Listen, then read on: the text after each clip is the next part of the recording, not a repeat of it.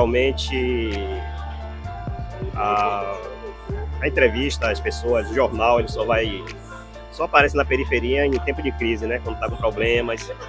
Mas tem comunidades aí que tem projetos, tem profissionais que precisam também de oportunidade e não tem, né?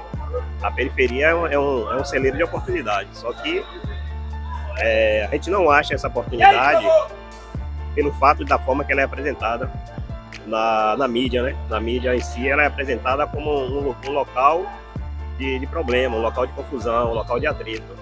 E a periferia não é só isso. Geralmente só passam as coisas negativas, né? Passam a questão do tráfico, da violência, dos tiroteios. Poucas vezes se apresentam a dança, a alegria das pessoas, pouquíssimas vezes. Fome, desemprego, muitos crimes, muitos assaltos, né? Como se quem morasse na periferia fosse ladrão, traficante, que não presta. Onde não tivesse pessoas dignas. A pessoa precisa viver para saber. Infelizmente, a mídia só fala da desgraça, da miséria. Mas a mídia não vai lá contemplar e aplaudir as coisas boas que tem na periferia, infelizmente.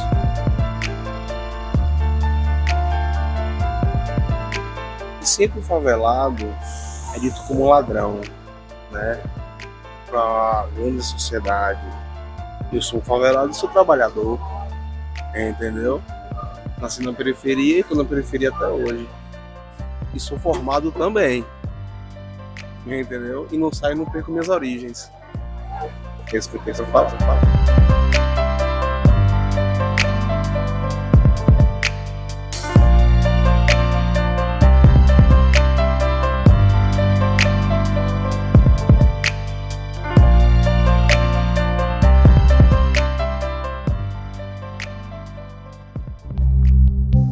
O jornalismo tem a responsabilidade de exercer um papel social, mas no telejornalismo de Salvador ainda é visto um investimento frequente na retratação da vida na periferia, reduzida a pobreza, criminalidade e reportagens que reforçam estigmas discriminatórios.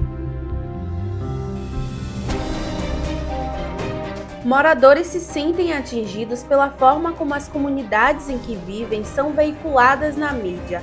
No dia a dia é possível ver os impactos. Em pesquisa com participação de mais de 180 soteropolitanos, alguns deles relataram: só o fato dos telejornais abordarem a violência e os crimes sem informações corretas sobre o meu bairro faz com que o Uber não queira vir aqui.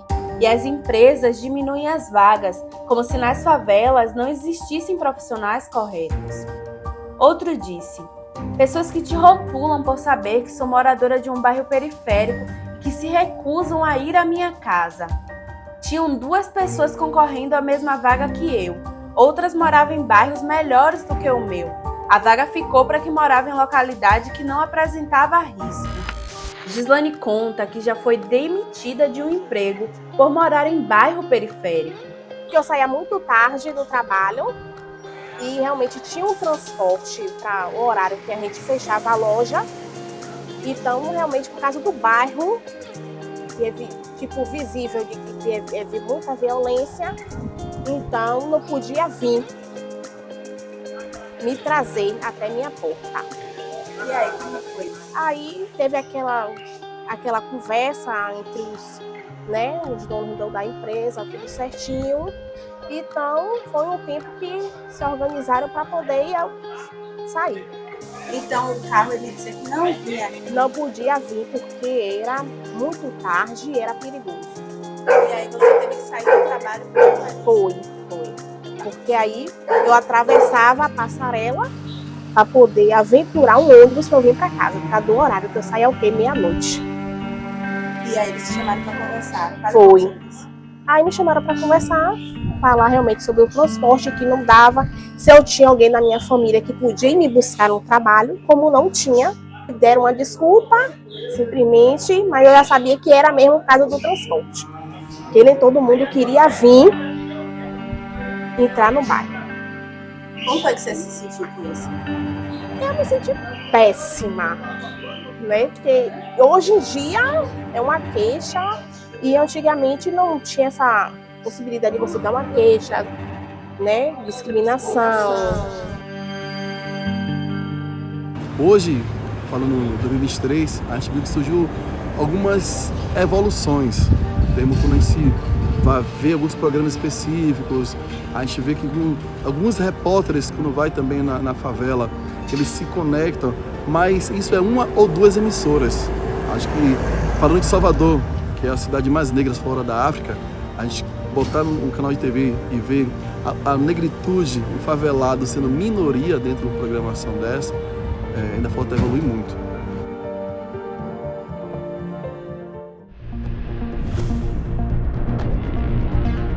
A TV Bahia é uma das maiores emissoras de Salvador.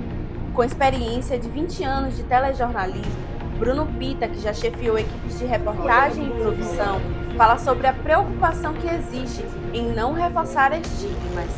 Essa é uma questão muito sensível, sabe? Todas as vezes que nós estamos cobrindo ações normalmente violentas nos bairros, aquilo nos remete à interpretação do bairro, né? O bairro tal só tem violência porque na TV só mostra violência. E muitas vezes os veículos só vão para esse bairro quando a violência acontece. Então, existe uma preocupação nossa de estarmos também nesses bairros em momentos que não são de violência, trazendo o que a comunidade apresenta de melhor, quais são os pontos de lazer da comunidade, né? O que tem ali economicamente falando. A nossa ideia é que justamente através dessas ações a gente evite os estereótipos, evite dizer que o bairro tal é violento porque só aparece coisas violentas, né? Nós, tem uns 3 anos, nós implantamos o projeto Parceiros do Bahia Meio Dia, que fala um pouco sobre isso, né? Identificamos 10 jornalistas, 10 jovens estudantes de jornalismo, nos bairros, e de lá nós trouxemos eles para trabalharem aqui dentro com a gente, conhecendo um pouco da nossa realidade, e sim, para que a gente estivesse presente lá, de uma forma mais amiga, de uma forma mais, de uma presença, de uma relação mais confiável, né? Porque a gente não consegue mostrar uma realidade se a gente não pertencer àquela realidade, seremos sempre visitantes. Então esse também foi um projeto que fala sobre a identidade do bairro, qualquer tipo de estereótipo que venha a ter, e o Parceiros ele traz essa visão de que é possível, que tem gente competente, que tem gente inteligente, que tem produtos interessantes, e essa era a principal missão dos Parceiros.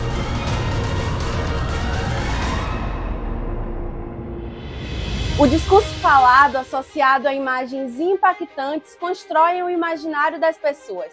E é por isso que é necessário investir de maneira proporcional na informação positiva a respeito das comunidades. Na periferia, há histórias inspiradoras. Entendendo isso, foi que o portal de notícias Nordeste Eu Sou mudou o olhar de dentro para fora sobre o Nordeste de Amaralina. E por aqui a agonia não para, já estou aqui na principal do Vale das Pedrinhas e olha que essa agonia!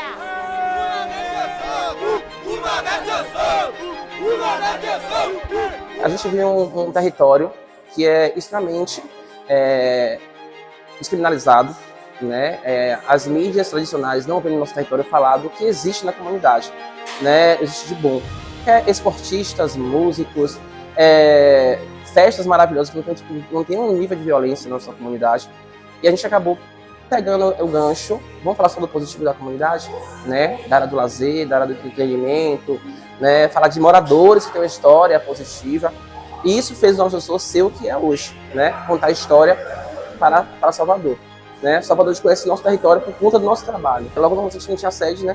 Cada um em suas casas, fazendo suas matérias, mandando para a equipe pelo grupo, né? Pelos e-mails. Né? Hoje a gente tem uma sede, sim. A gente ainda trabalha em home office, a equipe de jornalismo. A sede funciona para ter atividades, né? Como boxe, karatê, jiu-jitsu e outras atividades também aqui, além do serviço social que a gente também faz aqui dentro do espaço, que é a doação de cesta básica, sopões.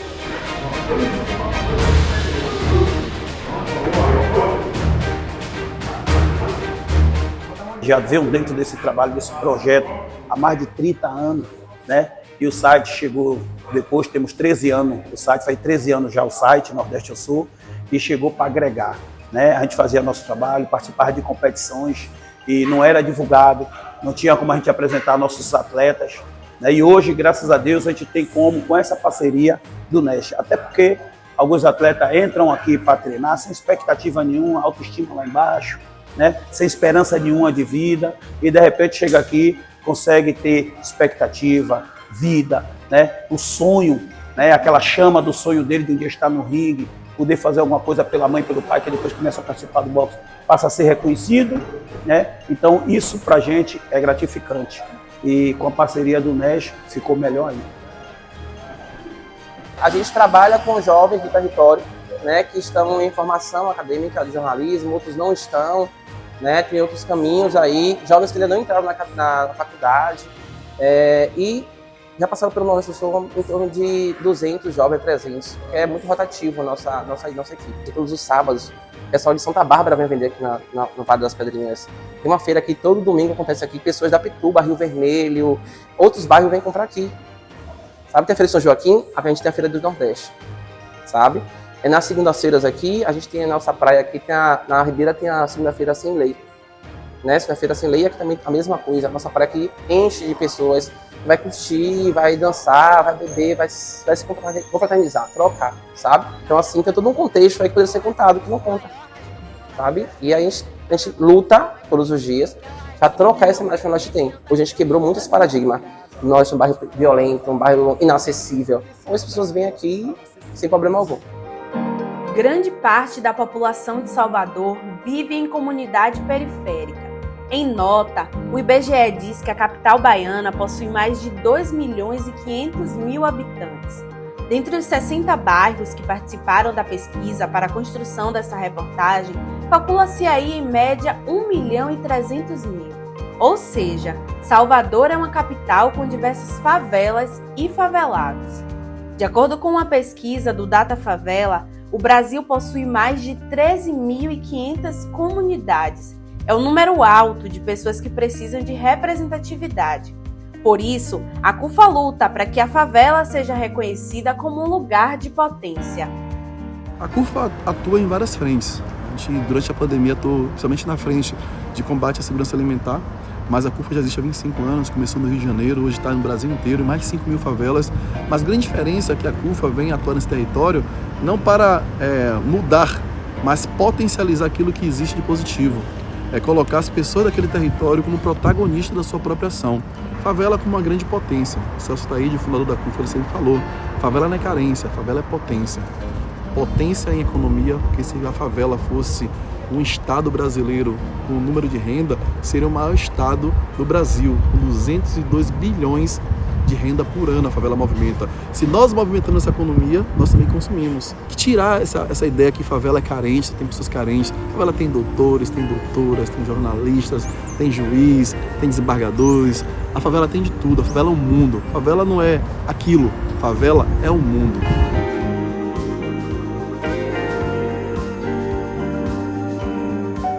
A solidariedade é um dos atos mais comuns dentro das comunidades.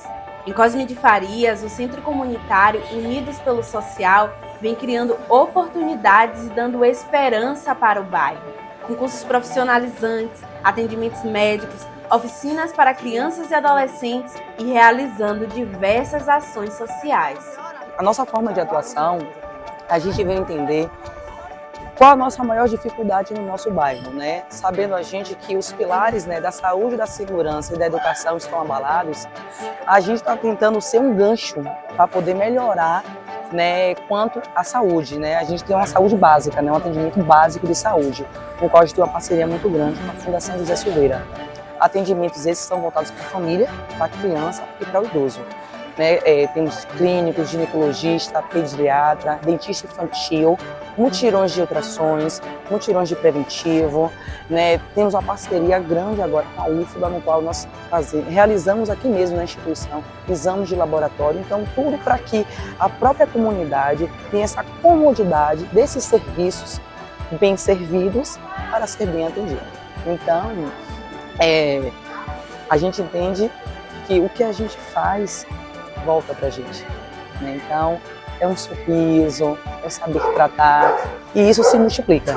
Aqui nós temos várias oficinas essa que a gente tem o pontapé inicial, que a gente sabe que o que abala principalmente o nosso bairro, a gente trata principalmente criança e adolescente, no qual temos oficinas específicas para esse público. Oficina de balé, oficina de jazz, oficina de capoeira, oficina de música e percussão. né? Temos oficinas de trança e agora a gente está trazendo novos cursos para a família, né? Cursos que a gente tem uma parceria com o SESC, no qual a gente agora está tendo curso de maquiagem, a gente está tendo curso de crochê, que a gente sabe que está em ascensão, né? O artesanato na Bahia está muito bem procurado, né? Está muito bem visto, né? Temos o curso de embalagem e o curso de arte com fita. Então, a gente está dando uma guinada, né, no empreendedorismo, no empoderamento feminino na nossa comunidade. Eu vivo em um bairro periférico, uma comunidade periférica. Cosme de Farias é marginalizado, como vários outros bairros, várias outras favelas de Salvador. E isso que a gente está querendo mudar. Favela é potência.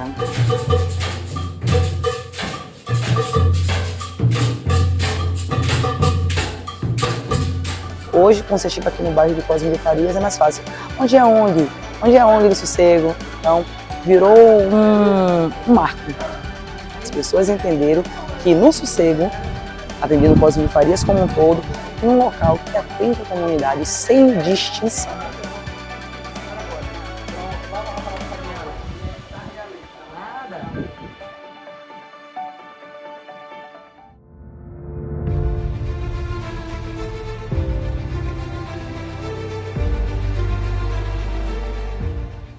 Meu nome é Emerson Alves, eu tenho 30 anos, hoje eu sou astrônomo amador pela Associação de Astrônomos Amadores da Bahia, sou também astronauta análogo na patente cadete pela Voyager Enterprise, que é um treinamento que ocorre em Brasília, para a patente de cadete como astronauta análogo. E hoje eu participo de alguns projetos, tanto da NASA quanto comunitários, levando astronomia para os bairros. Minha infância foi um pouco difícil, porque minha mãe apresentou um princípio de eclâmpsia, portanto eu nasci com a deficiência resultante de uma paralisia cerebral infantil. Infância pobre, humilde, morava no bairro da Massaranduba, lá na Cidade Baixa. Eu cresci, sempre fui apaixonado pela área de ciência e de astronomia, mas a gente não encontra nem na mídia, nem dentro das escolas, o incentivo das crianças, das comunidades a buscarem conhecimento dentro da ciência, a buscarem projetos dentro da ciência. Então eu cresci com esse desejo, só que eu não tinha nenhum tipo de orientação, não tinha nenhum tipo de recurso, nenhum tipo de conhecimento que me pudesse realizar meus sonhos dentro da área científica e da área de astronomia. Durante a pandemia, eu tive um encontro com a astronomia. Acho que a astronomia me resgatou durante a pandemia. Hoje eu tenho mentorias de cosmologia, curso de astrofísica, de astronáutica, de treinamento de astronauta. Hoje eu tenho mais de 10 cursos na área. Eu tinha um gosto, mas eu não tinha, era um sonho distante para mim. Era uma coisa que eu gostava, mas eu dizia, não, isso só é coisa para o americano. Isso não é coisa para a gente brasileira. Piorou para mim, negro, favelado, de comunidade. E assim, sendo visado sempre como o futuro, ou estuda um pouquinho para ser operário, ou você é da bandidagem. E é isso que retratam hoje da gente que vive na comunidade. Hoje eu faço até esse projeto, como a gente vai ter a oportunidade de ver junto, de levar astronomia dentro do bairro, para mostrar que dentro do bairro não tem só a criminalidade, não tem só o que a mídia reporta como se fosse só violência. Não, a gente tem cultura, a gente tem ciência, a gente tem uma diversidade multicultural. Hoje eu faço esse tipo de coisa justamente para mostrar para todas as pessoas assim, olha, se eu vim de lá de baixo, vim de um lugar que eu não tinha esperança, todo mundo consegue. Outras pessoas conseguem sim, outras pessoas têm acesso, só basta ter informação. Ela tá aqui, ó. Ela tá indo embora.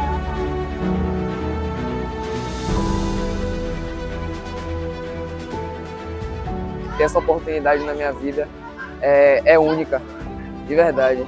Eu agradeço bastante a Emerson pelo que ele está fazendo, não só por mim, mas por toda a criançada daqui do bairro. Isso aqui constrói verdadeiros sonhos, entendeu? Por mais que chegue um momento em que a criança ela decida não querer mais aquilo para a vida dela, mas isso já gera um rumo, já faz ela pensar assim, não, eu quero ser alguma coisa que eu crescer. Eu não quero ser só mais um em meio a todo esse esse dilema que é você ser uma pessoa de periferia, de um bairro periférico. Isso aqui, a história de Emerson mostra que a gente pode conquistar o mundo. A gente pode se tornar uma pessoa que a gente não imagina que a gente possa ser. A gente vê em nós mesmos algo que seja grandioso. A gente enxerga o nosso verdadeiro valor.